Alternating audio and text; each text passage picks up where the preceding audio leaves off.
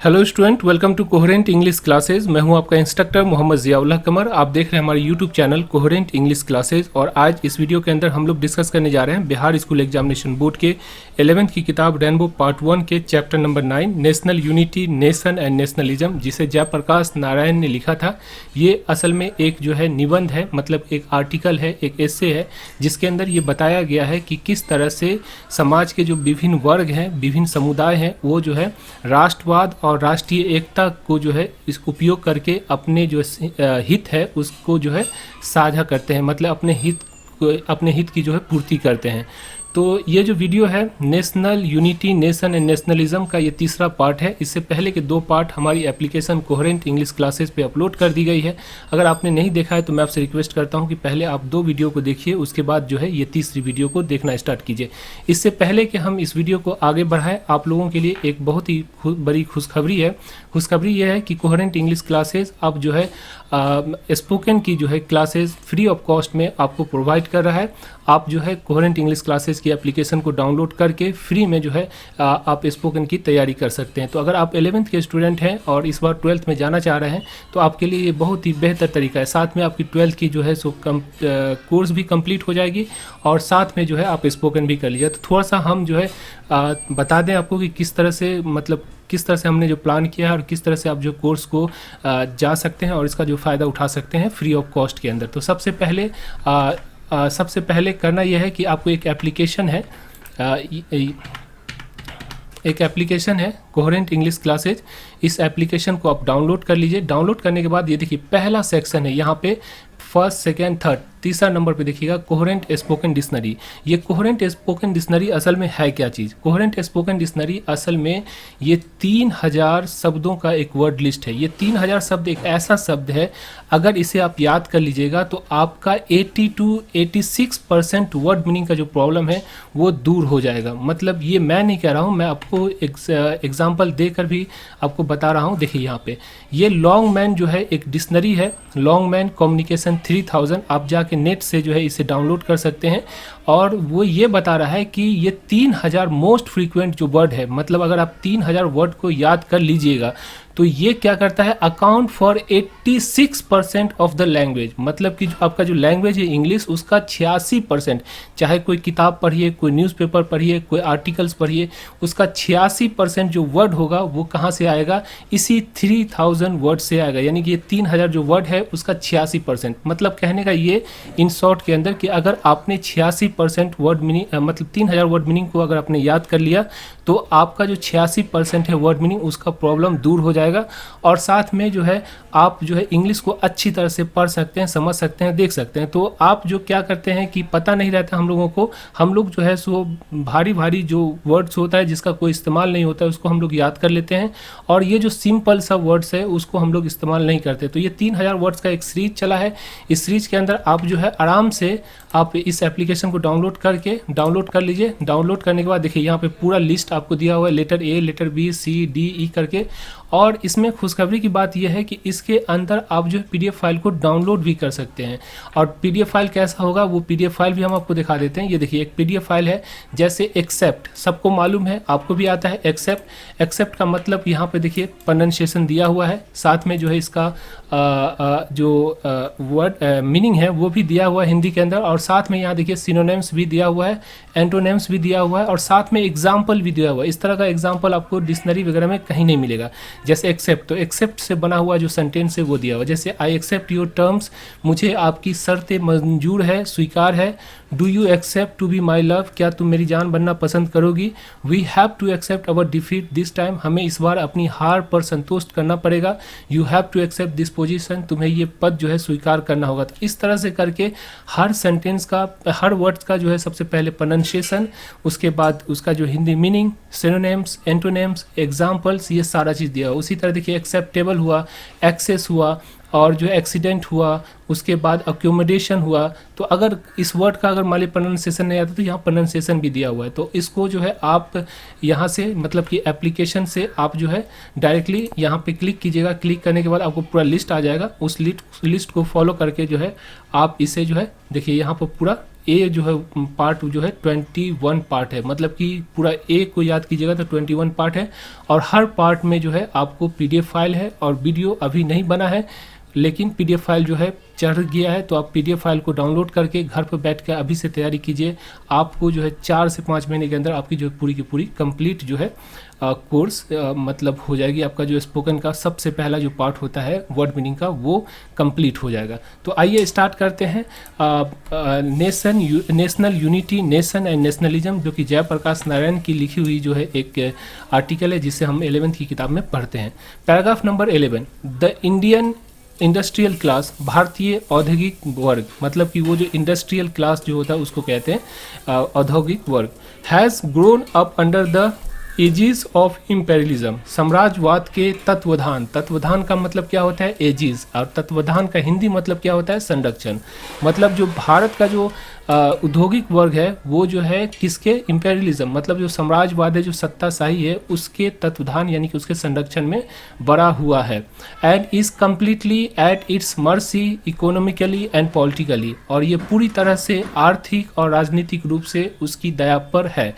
It has no other foreign support as the Aris Busbourgeois have in US. इसका कोई जो है अन्य विदेशी समर्थन नहीं है जैसा कि यूएस में एरिस पूंजीपति जो वर्ग थे उसके पास था। In India itself its growth has not resulted in such benefits to the people. Bharat में इसकी जो उन्नति हुई है, इंडस्ट्रियल क्लास की जो उन्नति हुई है, उससे लोगों को इतना लाभ नहीं हुआ है।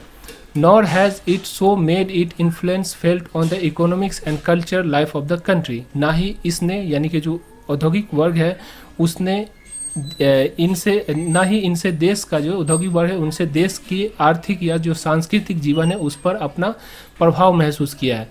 एज टू, ताकि जिससे arouse and gather enthusiasm and support for it, अपने लिए जोश और समर्थन बढ़ा सके और पैदा कर सके। मतलब कहने का मतलब कि जो भारतीय जो इंडस्ट्रियल वर्ग है, जो भारतीय जो पूंजीपति जो वर्ग है, वो असल में उसने जो है भारत के जो समाज कल्याण के लिए उतना अधिक काम नहीं किया है, जिसकी वजह से जो पूंजीपति के जो प्रति एक जो झुकाव होना चाहिए भारतीयों का, वो झुकाव नहीं है, जिसकी वजह से इसका सपोर्ट जो है उस जनता पर नहीं टिकती है। और ये सपोर्ट को अपने आप को जो है सो आगे बढ़ने के लिए वो क्या करता है, जो सत्ताशाही होता है, जो सत्ता में रहता है, उसका जो है वो हेल्प करता है और उससे उसको जो प्रेशर बना के अपना जो है हेल्प करवाता है। समझ में आ गया? The result is the inability of this class to oppose imperialism, जिसका परिणाम साम्राज्यवाद का विरोध करने में इस वर्ग की अक्षमता है। At best it can put pressure on it, ज़्यादा से ज़्यादा जो जो इंडस्ट्रियलिस्ट है वो ज़्यादा से ज़्यादा यह जो है उस पर यानी कि जो सत्ता में जो पक्ष है उस पर दबाव डाल सकता है। But even this pressure it is unable to extract as a class, लेकिन इस दबाव के कारण भी यह एक वर्ग के रूप में उभरने में असमर्थ है। द ओनली मैनर, एकमात्र ऐसा तरीका, in which it can bring pressure to be extorted on imperialism, जिससे साम्राज्यवाद पे दबाव डाला जा सकता है, इज़ बाय इंड्यूसिंग एंड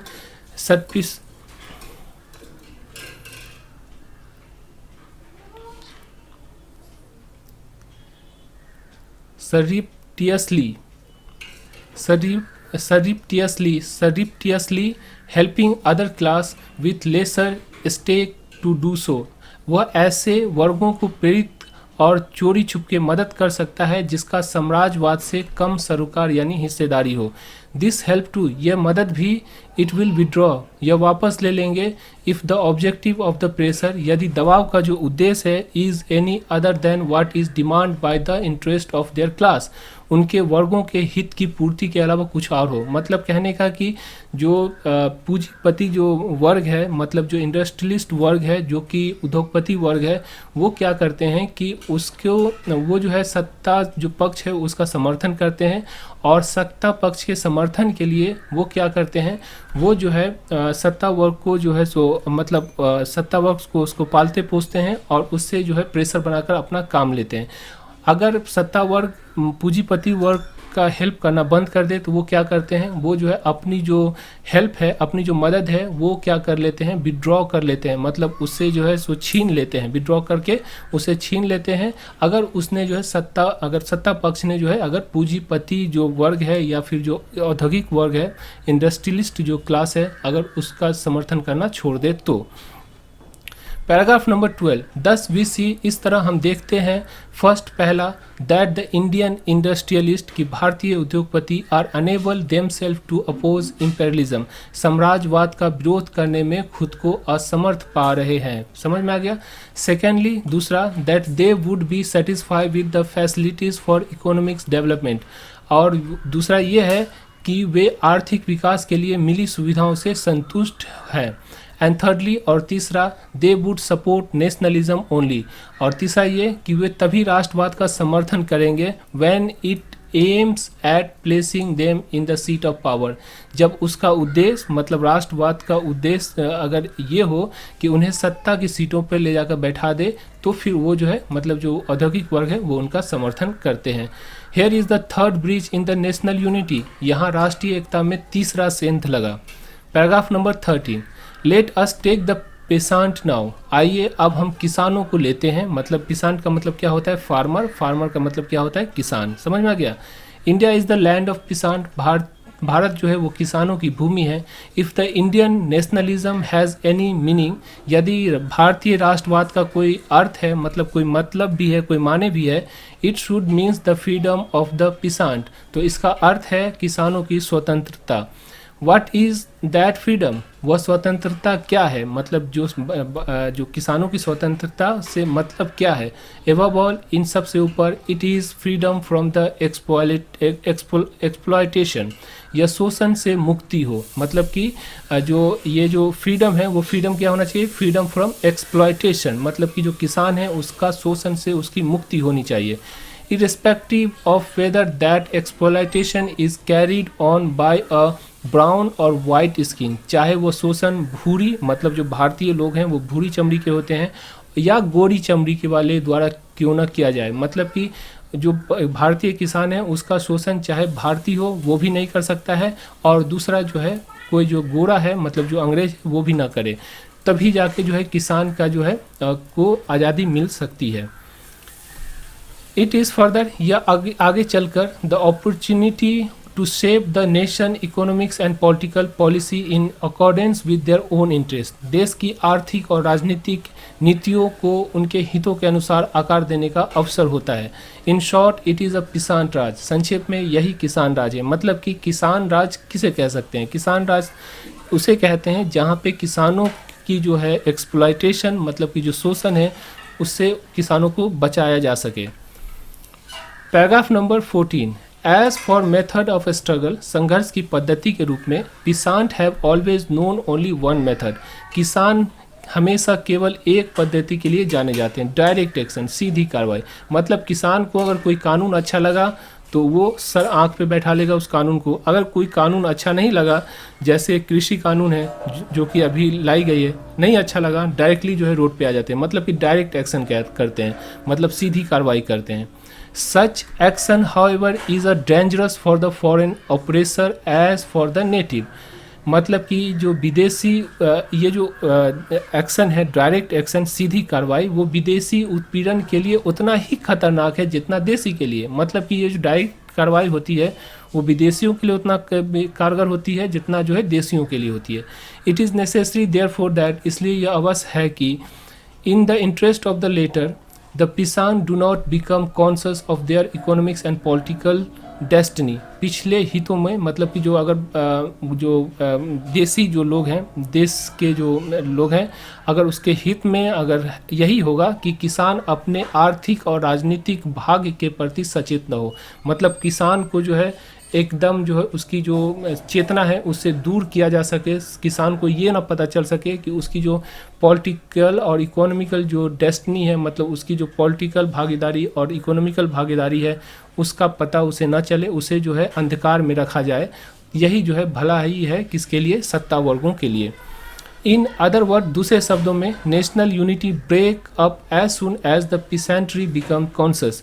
राष्ट्रीय एकता उसी समय टूट जाएगी जिस समय किसान सचेत हो जाएंगे। मतलब कि जैसे ही किसान सचेत होंगे, किसान अपनी मांग करने लगेंगे और फिर जो है राष्ट्र की जो एकता है, जो बना के रखा है, जो ऊपर वाले जो पूंजीपति वर्ग होते हैं या सत्ता वर्ग है जो बना के रखा है, वो टूट जाती है।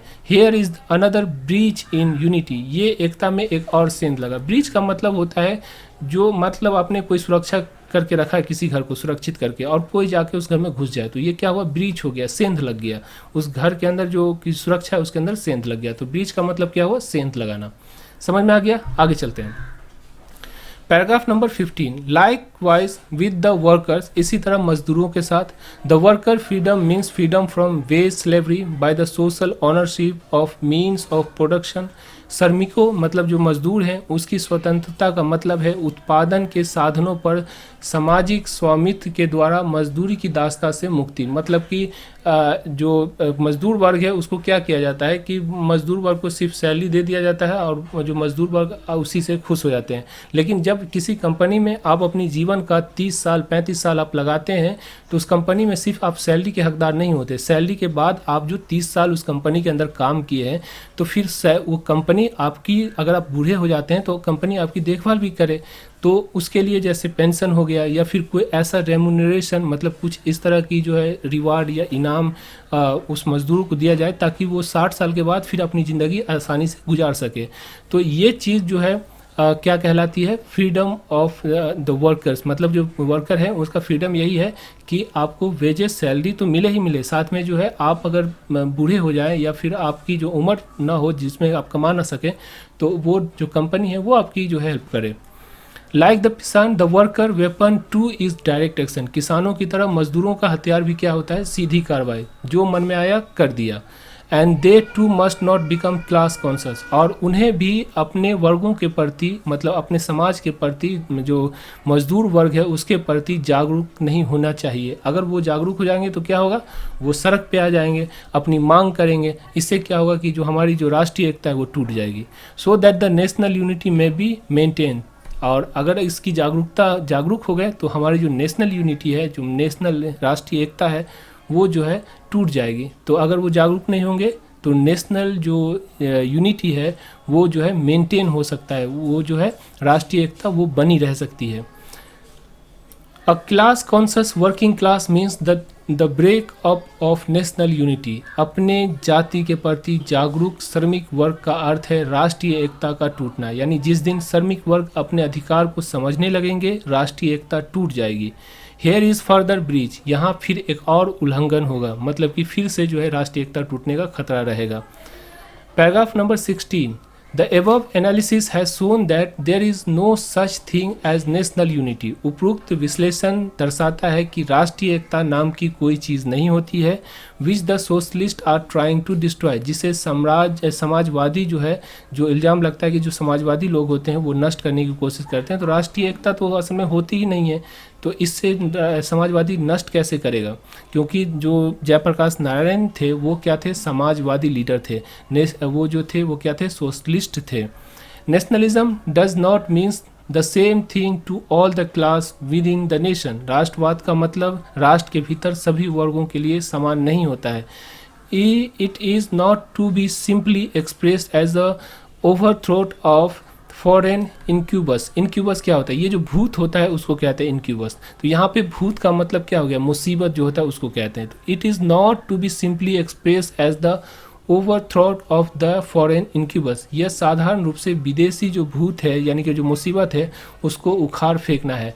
Some class in their very nature are for that incubus, अपने स्वभाव में कुछ वर्ग ठीक उसी इनक्यूबस जैसे होते हैं। मतलब कि जो कुछ वर्ग हैं जैसे पूंजीपति वर्ग हुआ या इंडस्ट्रियलिस्ट वर्ग हुआ, ये एक तरह से भूत होता है, मतलब कि ये खून चूसने वाले लोग होते हैं जो समाज का जो है खून चूसने लगते हैं। Of those that are against, जो लोग इसके खिलाफ होते हैं, मतलब जैसे मान लीजिए अगर कोई इसके खिलाफ हो गया, कोई सत्ता में है और सत्ता के खिलाफ नारेबाजी करने लगे आप सड़क पे, तो वो लोग जो है एक भूत की तरह होंगे, वो आपको जो है सताना स्टार्ट कर देंगे। Some are incapable of opposing it, उसमें से कुछ का जो विरोध करने में असमर्थ है। And those that are in position to do so, और जो ऐसा करने की स्थिति में है, have fundamental interest directly oppose to those of the first, उसके मौलिक हित पहले वालों से टकराते हैं यानी कि उससे विपरीत हैं। Paragraph number 17, the analysis show further that, विश्लेषण आगे दर्शाता है कि the national unity means in reality that the lower class the masses, वास्तविकता में राष्ट्रीय एकता का मतलब है निम्न वर्ग, जो मतलब निम्न वर्ग का मतलब वो जो सबसे नीचे वाला जो वर्ग है यानी कि जो जनसाधारण है, should fight imperialism not to secure their own freedom from exploitation but to enthrone the bourgeoisie of the landed magnate, साम्राज्यवाद के द्वारा की जा रही खुद की स्वतंत्रता की शोषण को बचाना नहीं बल्कि पूंजीपति और जमींदारों को राज सिंहासन पर बैठाना है। Who themselves do not participate in the fight in place of imperial power, जो स्वयं उस लड़ाई में भाग नहीं लेते हैं। This unity can be maintained only at the cost of mass consciousness, ये जन चेतना की कीमत पर ही इस एकता को कायम रखा जा सकता है। तो इस तरह से हमने जो है national unity, nation and nationalism जो पार्ट था उसका ये आखिरी वीडियो था जिसकी समापन हुई। आशा करता हूँ ये वीडियो आपको अच्छी लगी होगी। अगर आपने अभी तक कोहेरेंट इंग्लिश क्लासेस की एप्लीकेशन डाउनलोड नहीं की है तो इसे आप डाउनलोड कर लीजिए। हम लोग 11th क्लास का सिर्फ 400 रुपया लेते हैं, जिसके अंदर पूरी की पूरी कंप्लीट कोर्स हम आपको करवा कर देते हैं, पूरा वीडियो बना कर देंगे।